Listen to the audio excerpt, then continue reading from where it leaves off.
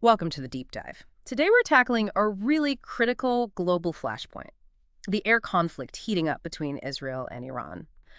Our goal here is to cut through all the noise, and give you the essential facts you need. Absolutely. It's incredibly complex, and I think what gets missed sometimes is just how unprecedented this direct exchange really is. It Yeah. shifts things fundamentally. Exactly. Decades of shadowboxing and now this. So that's what we'll dig into today. We'll look at the timeline, the weapons, the capabilities, and what it all means regionally and globally.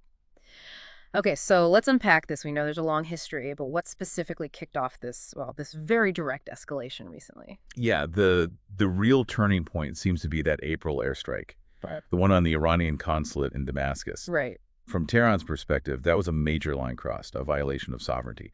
And their response, that big drone and missile attack directly on Israel, that was historic. That's the moment we moved away from just proxy fights to direct hits on actual infrastructure, bases, airports, Yeah. on both sides. And when you say strategic infrastructure, Hmm. are we talking strictly military targets?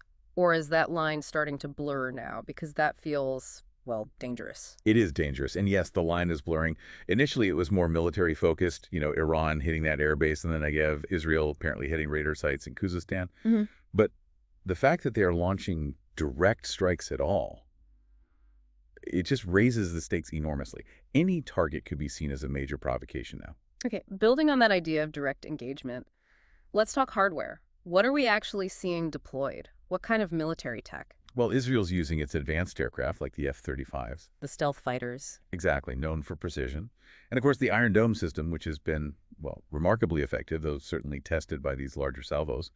Iran, on the other hand, is deploying long-range drones, cruise missiles, often coordinated by the IRGC, the Revolutionary Guard Corps. Right, they operate sort of parallel to the regular army. Precisely. Now, casualties, thankfully, seem to be relatively low so far, maybe in the low hundreds total. But the economic cost and the psychological impact, that's mounting fast. That constant high alert takes its toll. Low hundreds might not sound huge globally, but psychologically, that constant threat must be immense. And what's the real red line here? What tips this into something much bigger, like a full regional war? The psychological pressure is huge, definitely. It disrupts everything. As for the red line, the consensus seems to be a direct strike on a civilian nuclear facility. Like Dimona in Israel or Natanz in Iran. Exactly. Hitting something like that wouldn't just be about destruction, it signals an existential threat. That's the kind of act that could trigger an uncontrollable escalation, potentially beyond conventional means. It would just fundamentally change the game. Wow, okay. That really clarifies the stakes. So, switching gears slightly, you've laid out the immediate conflict, but for you listening, maybe far away, why does this matter? What are the broader ripple effects? Right, the bigger picture. Regionally, the reaction is, well, nervous, mixed. You have Gulf states like Saudi Arabia, the UAE sort of walking this tightrope. They fear Iran, but they also share some intelligence interest with Israel now. That's the complex dynamic, yes. Yeah. Meanwhile, Jordan and Iraq are literally caught in the middle, in the flight paths.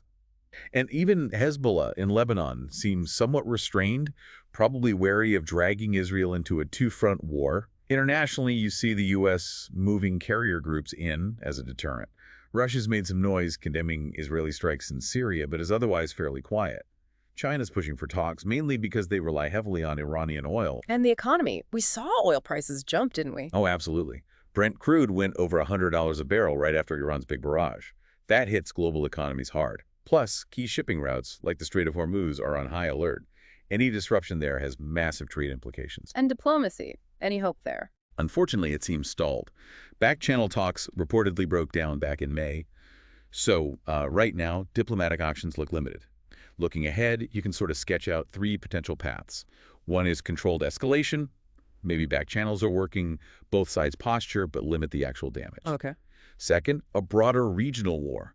This pulls in groups like Hezbollah, maybe Hamas, maybe even Gulf states get drawn in more directly.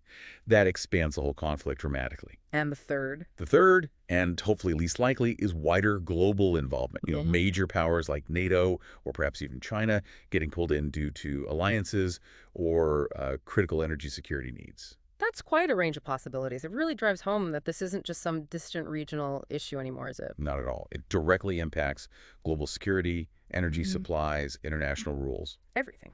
Which underlines why it's so important for you, our listeners, to stay informed.